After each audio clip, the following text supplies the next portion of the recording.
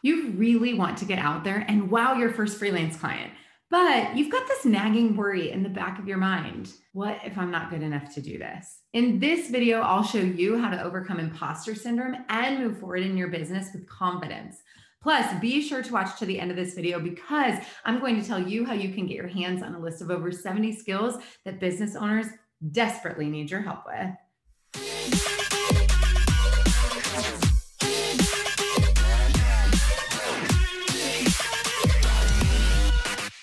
Hey there, I'm Lauren Golden here with a new episode of Free Mama TV, showing moms like you how to start and run a successful freelancing business from home. Subscribe to my channel and hit that bell to be notified when I post a new episode of Free Mama TV right here each and every Tuesday. You're working hard on your business and you've landed that first client.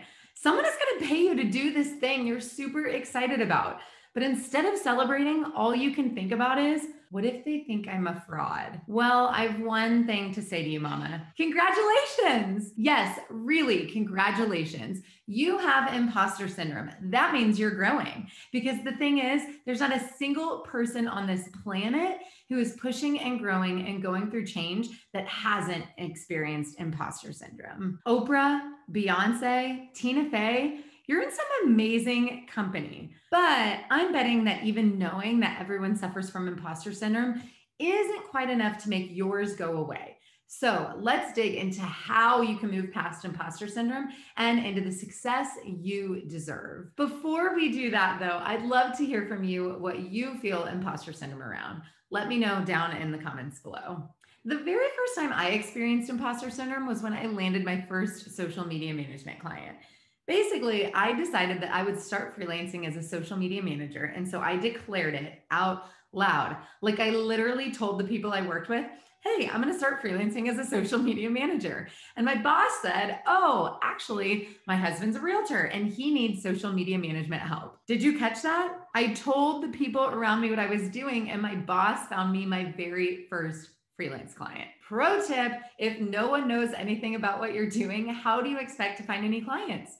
Tell people about your goals. Declare them to the world. Okay, so there I was driving to my boss's house to meet her husband to kick off my very first freelance social media manager gig. And all I could think was, what if this middle-aged man who doesn't even have a Facebook page discovers that I don't know everything about social media? What if he knows more than I do? Of course, when I got there and we started talking, I realized that he didn't even know how to create a business page. So I started to relax and I realized something really important. I didn't know everything about social media, but I knew more than my client did, and I could help him. Fast forward a few years and I was hard at work building the Free Mama Movement 12-week program. My business coach said to me, you need to actually go out and help a few women one-on-one.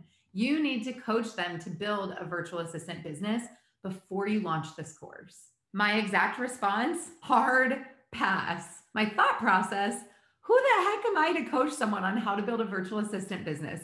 I don't have a certification or a degree in marketing. I'm just a mom who knows how to freelance. Imposter syndrome. But fortunately, I had a great coach who wouldn't let me off the hook. She pushed me hard and forced me to go out and teach a few women how to start freelancing based on the experience I'd gained over the last few years. And thank goodness she did, because that's when I learned a couple of really important lessons. First of all, I've come to see clearly that imposter syndrome is what happens when what you're doing externally is ahead of what your brain has caught up to realizing you can do. That's a little confusing to follow, so let me break it down for you. When I first called myself a social media manager, that was my external self. I declared it out loud and started acting as if I were a social media manager. I had dabbled in social media management at 2 jobs.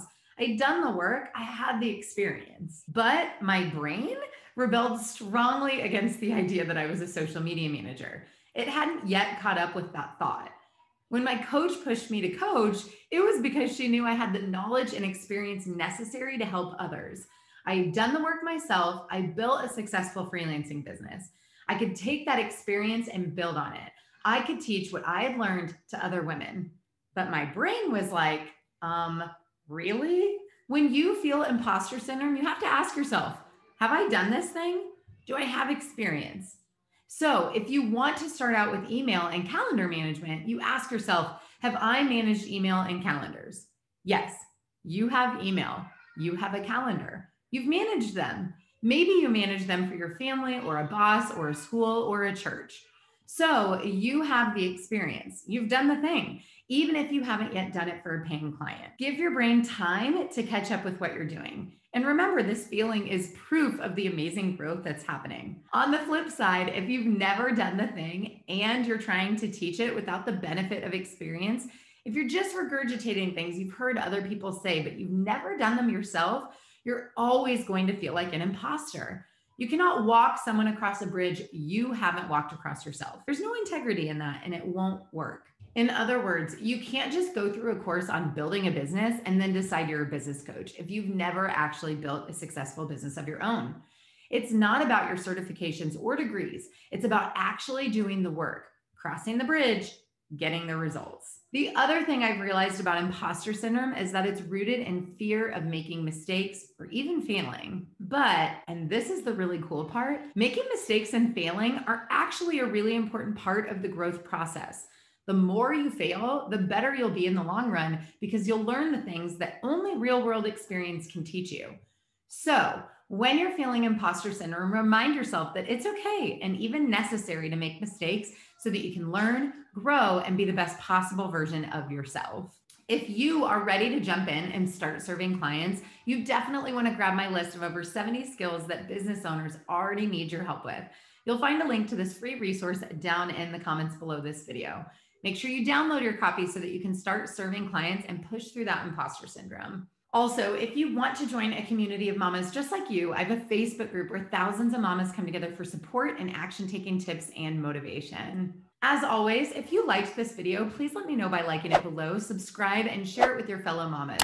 And comment below with hashtag I am a free mama if you are ready to kick imposter syndrome to the curb and start doing the hard things. Okay. We're having such a good time moving and packing. Can you just hear all of them screaming out there? Gotta survive. What doesn't kill us makes us stronger. Audrey, you gotta be quiet, honey.